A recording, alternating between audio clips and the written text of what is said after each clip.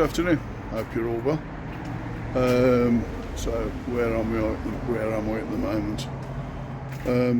What we've done so far is we're still waiting for.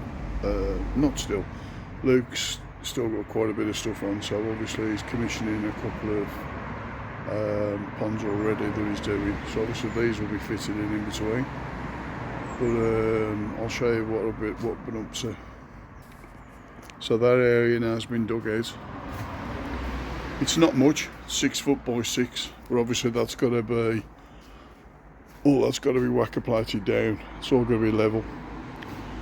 I still think realistically we're going to be short, and I can't really come any further into here. That's my limit now. Is there? I can't come anymore.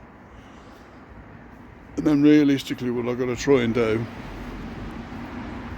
if you can imagine, all of the vats have got to be pretty much straight. So I'm limited. I can only really come to about there. So all this will be probably left. But if you can imagine, to get a straight that way, potentially it'll go that way for it to fit. Because obviously the way the angles work here. So realistically speaking, what I might do is run it as close to this edge as I can, the first one, and then just send it that way. And then I'll see where we am here, whether I can actually get a gate in or not. Failing that, I might have to swallow, and instead of having 6, I might have to have 5. Still keep the other one and still use it further down the line, but still end up having excess down there. It is what it is.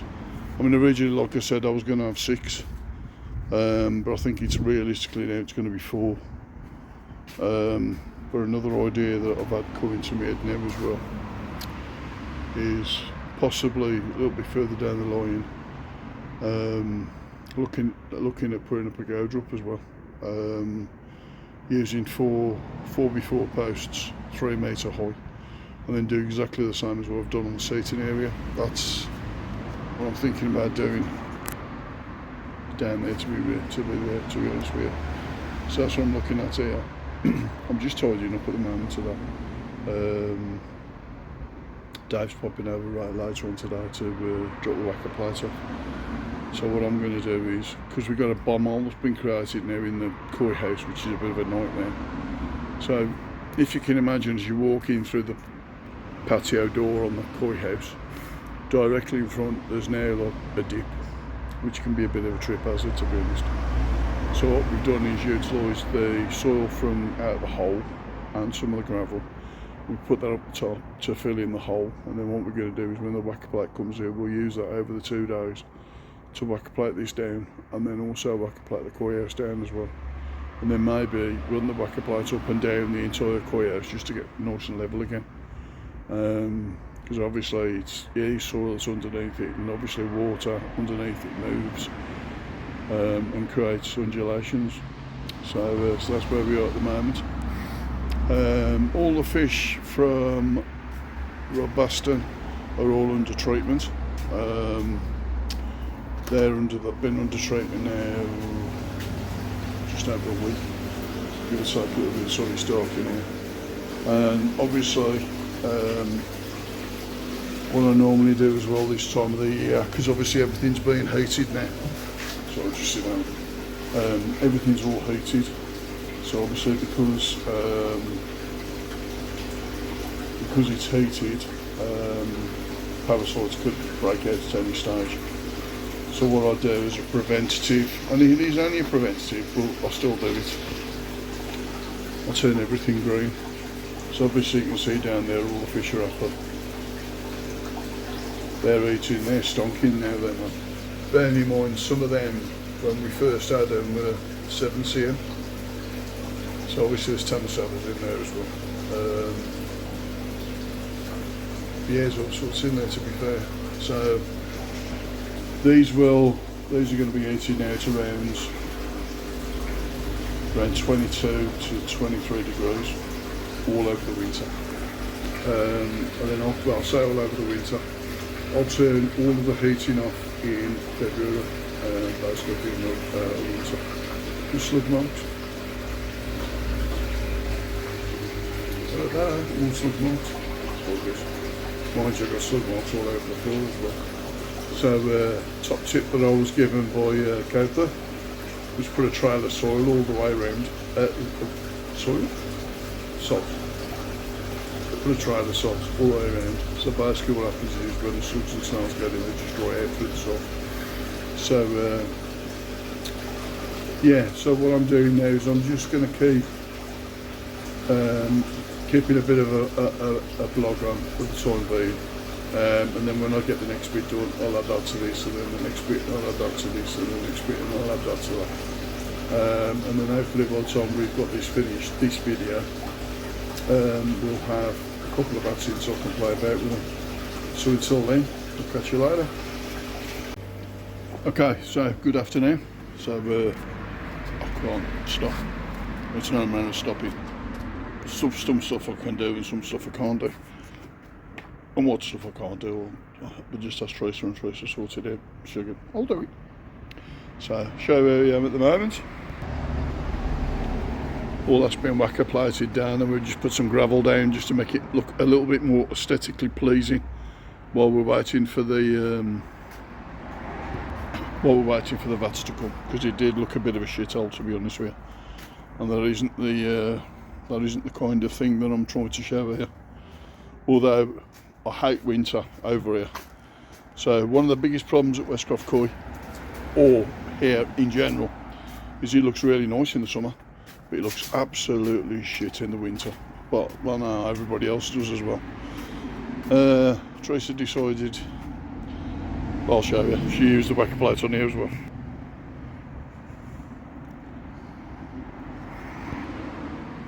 Tough bird, tough bird. So show you up at the top as well. Incidentally, while I'm walking up there, in fact I'm going to stop. Some new fish that's come in from Miatora, Oya, Sakai,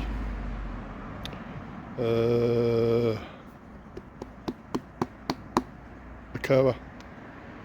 Anyway, I'll show you these videos now while I'm walking up there.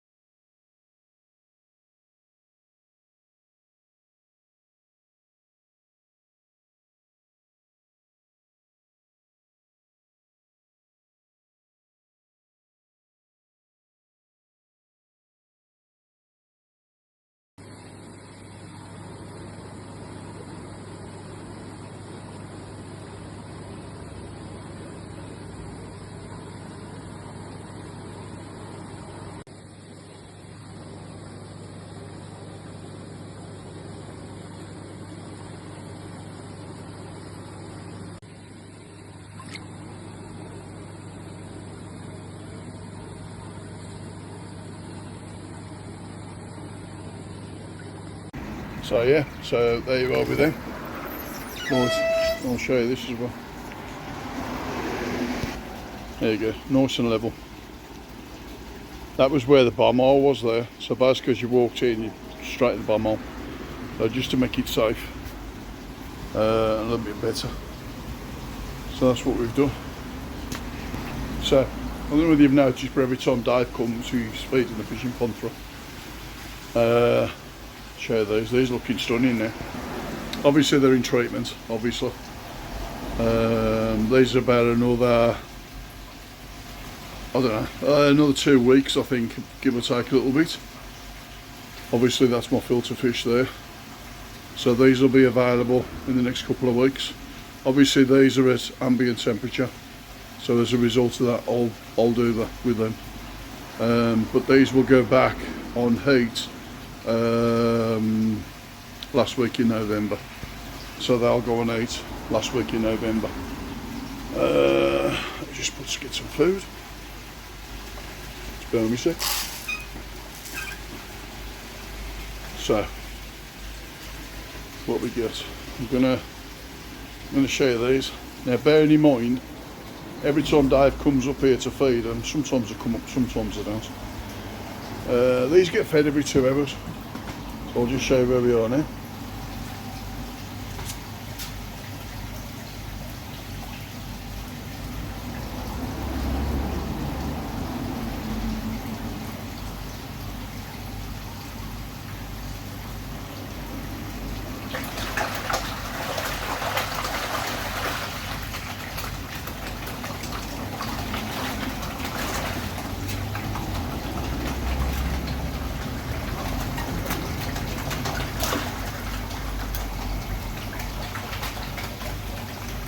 Some cracking fish in here.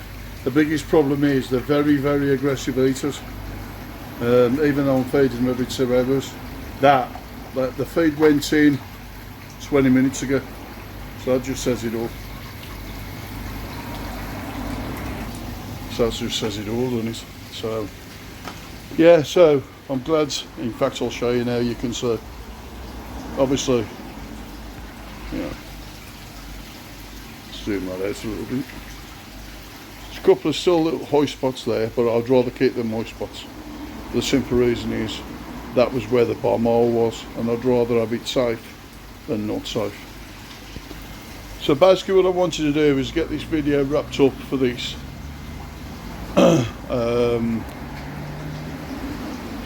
Mainly just to make it a little bit easier. I mean, to be fair, I reckon 3 weeks, maybe a little bit longer, for Luke to get these the first vats done and the first backy showers.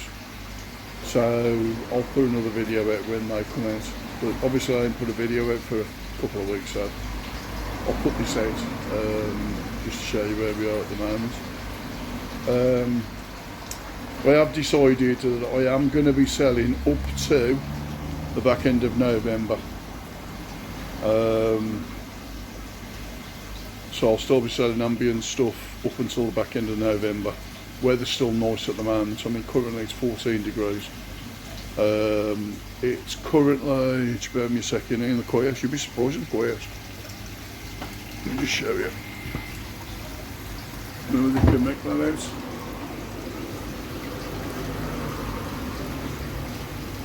So it's about 18 degrees in here. Yeah, it's about 18 degrees in here. So, as you can see, the koi house here ain't too bad at the moment.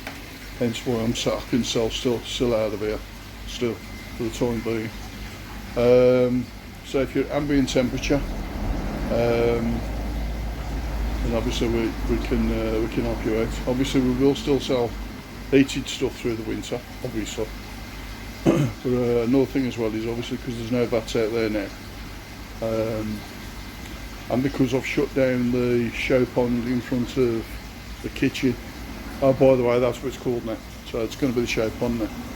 So what we're going to be doing is we're going to be selecting fish over the course of the next 4 or 5 months, and then we'll be refilling that tank back up. We'll be putting the ammonia blocker on there and going through all the process on there.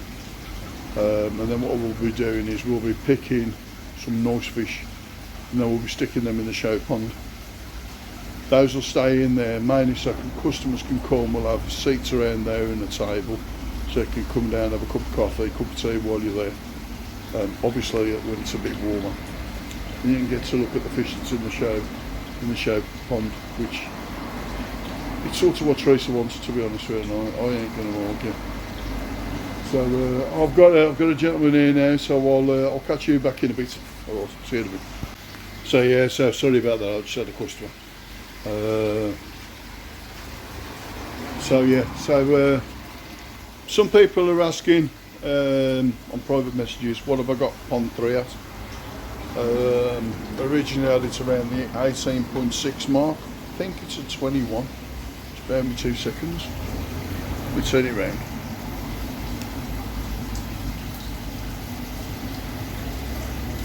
Yeah, it's a 20.4. That's a 20.4. Ambient pond is at 14.1. And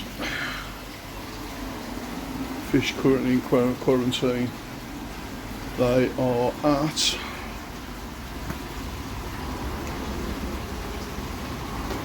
15 through. They're 15 through. It's always warmer up the top. The further you go up into the koi house, warmer it gets up there from an ambient temperature point of view. So you've got 20, 21, 14 and 15. So there's about 6 degrees difference. So ain't too bad, is it? So that's where we are at the moment. I think that's pretty much it. Thanks to all the new subscribers. Massive thank you. Obviously the video on the fish, if you want any of those, you're more than welcome. Just hit me up. Right, so all of the kikisu's that was in pond 2 have all been sold. They've all gone. Kikakurus, 1 left. Asagis, there is 4 left, but Nigel nipped in koi. He's asked me to hang fire on all those so you can have a look at them. So they're on hold at the moment. There's 2 kikis. So if you have a look at the videos, you'll see there's some kikis in there. There's some nice fish in that batch. It's coming in, to be fair. What else? There is